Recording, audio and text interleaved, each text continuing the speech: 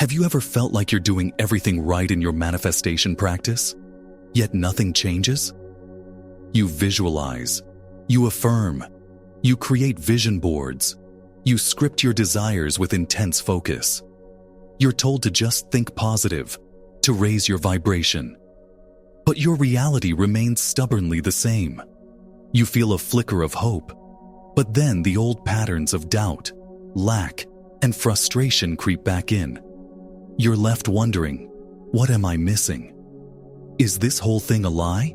The truth is, it's not a lie, but it is profoundly incomplete. The popular teachings on manifestation have sold you on a beautiful idea, that your thoughts create your reality, but they've left out the most crucial, non-negotiable step in the entire process. They've given you the blueprint, but have hidden the key that actually turns the engine. This missing step is why your dream life remains a distant potential instead of your lived experience. That missing step is called the collapse. This isn't just a spiritual concept. It's a principle mirrored in the very fabric of reality, in the strange and wonderful world of quantum physics. In the quantum realm, before something is observed, it doesn't exist as a single solid thing. It exists as a wave of pure potential, a superposition of every possible outcome. The famous double-slit experiment demonstrated this beautifully. An unobserved particle behaves like a wave, passing through both slits at once. But the moment an observer measures it, the wave of possibilities collapses into a single, definite particle in a single location. Observation forces a potential to become actual. Your desires work the same way. In the quantum field, the unified field of consciousness that ancient traditions call God, Spirit, or Brahman, every version of your life already exists as a possibility. The you who is wealthy, the you who is in a loving relationship, the you who is vibrantly healthy. These are all real, viable potentials, vibrating as frequencies in an infinite sea of information. Your intention, your visualization, is the act of tuning into one of those potentials. It's like selecting a radio station, but just selecting the station isn't enough to hear the music. You haven't collapsed the wave yet. You are still just looking at a possibility. So what, then, is the observer that forces one of these potentials into your 3D reality? It's not your thoughts. It's not your wishes. It's your embodied state of being. Let's be incredibly clear about this, because this is the pivot point on which your entire reality turns. You are constantly, every single moment of every single day, collapsing a reality. You are a walking, talking collapse machine. The problem is, you are unintentionally collapsing a reality that matches your familiar programmed state. This is where neuroscience provides the missing link. Your subconscious mind, which runs about 95% of your life, is a record of the past. It's a collection of conditioned emotional responses, beliefs, and identities stored in your body and your nervous system. If you have spent years feeling lack, your body knows the chemical signature of lack. Your nervous system is wired for it. That feeling of anxiety when you look at your bank account is an automatic embodied program. So, you can sit for 20 minutes and visualize wealth, but for the other 23 hours and 40 minutes, your body is broadcasting the energetic signature of lack. Your embodied state is screaming lack. Which signal do you think the field is going to respond to? Which reality will you collapse? It will always be the one that matches your dominant embodied state. You don't manifest what you want. You manifest who you are being. Your identity is the director of the collapse. Your true identity is not your name or your job. Your identity is your default set of beliefs, emotions, and assumptions about yourself and the world. If you believe deep down that you are not worthy of love, you will collapse experiences that validate that belief, no matter how much you affirm that you are worthy. Why? Because the body is the mind.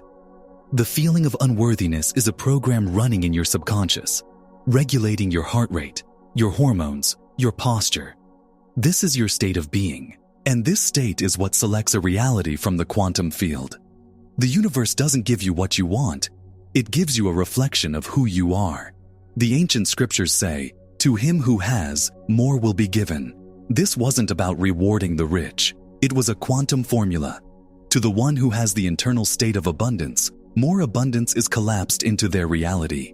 You must become the person for whom your desire is already a natural, normal part of their life. You have to shift your identity first. So how do we do this? How do we consciously and deliberately direct the collapse? The mechanism is coherence. Coherence is when your thoughts, your emotions, and your physical body are all aligned and broadcasting the same, stable, powerful signal. When you think the thought of your healed body, and you generate the elevated emotion of gratitude for that healing, and your body's nervous system relaxes into a state of safety and repair, you are in a state of brain and heart coherence. This creates a powerful electromagnetic signature. Think of it like a laser. Scattered light is incoherent and weak. A laser is focused, coherent light, powerful enough to cut through steel. Your coherent state is the laser that collapses the wave function of your desired potential. The primary challenge is not to wish harder, but to hold this new state of being long enough for the collapse to occur. This is where the work lies. It requires discipline. It requires moving from a mind-based practice to a body-based reality. The first step is to regulate your nervous system. You cannot embody a future of abundance from a nervous system stuck in survival mode, in fight, flight, or freeze. This is where a practice like coherent breathing comes in. Breathing in slowly for 5 or 6 seconds and out for 5 or 6 seconds signals safety to your vagus nerve, which connects your brain to your major organs. It literally tells your body that it's safe enough to move out of the past and into a new potential. This isn't just a relaxation technique, it's a state-shifting tool. It's the foundational practice for creating the internal safety needed to embody a new identity. Next, you must use your imagination not as a daydreaming tool, but as a rehearsal space.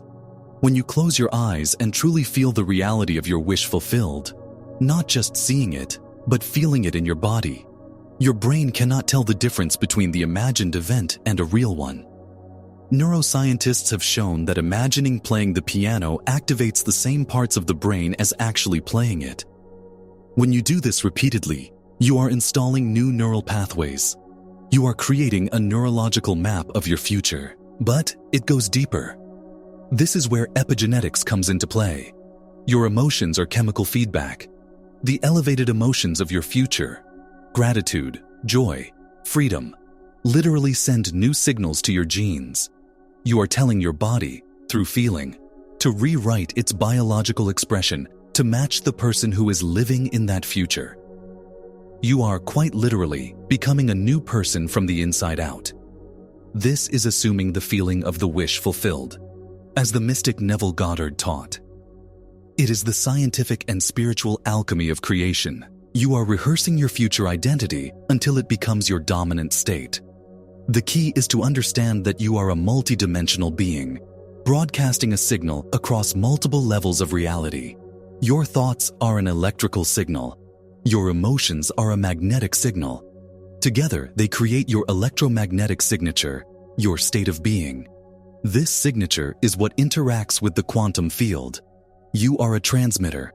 Most people are broadcasting a chaotic, incoherent signal. They think a thought of wealth, but feel the emotion of lack. Their brain is firing one signal, and their heart is firing another. This is incoherence. The field receives a mixed, garbled message and reflects that chaos back to you as a life of inconsistency and struggle. The goal is to become so coherent in your new state of being that there is no other option but for reality to conform. It's the law of resonance. In physics, if you strike a tuning fork, another tuning fork of the same frequency across the room will begin to vibrate in sympathy. It has no choice. The quantum field is like an infinite set of tuning forks. When you consistently and coherently hold the vibration of your desired reality, the corresponding potential in the field must begin to vibrate. It is drawn to you, and you are drawn to it, until your observation, your embodied state, collapses it into your experience. This isn't about chasing or forcing. It is about becoming the energetic match. You don't attract what you want, you resonate with what you are. The Bible says, "Be transformed by the renewing of your mind." This is not just about changing your thoughts. It's a call for a total identity-level transformation, a rewiring of your entire being to resonate with the divine mind, with the reality you choose to experience. The work is to stabilize this new frequency until it becomes your home base, your default identity. How do you integrate this into your daily life? So it's not just a 20-minute meditation, but a permanent state of being. This is where you move from practicing to living as the collapse. Two powerful tools for this are pre-sleep embodiment and micro-habits. Just before you fall asleep, your brain moves from the analytical beta brainwave state into the suggestible alpha and theta states. In theta, the door to your subconscious mind is wide open. This is a profound opportunity for reprogramming. Instead of replaying the worries of the day, you use this time to consciously assume the state of your wish fulfilled. Lie in bed and feel what it would feel like to be that person now. Feel the relief, the gratitude, the security. Marinate in that feeling as you drift off to sleep. You are programming your subconscious with your future reality for the next 8 hours. This is one of the most powerful and effortless ways to shift your identity. Then, you anchor this new identity in the physical world with micro-habits. You do not manifest who you are. You collapse the reality of the person you are becoming, and you become that person through your actions. Ask yourself, what is one small thing the version of me who has my desire would do today?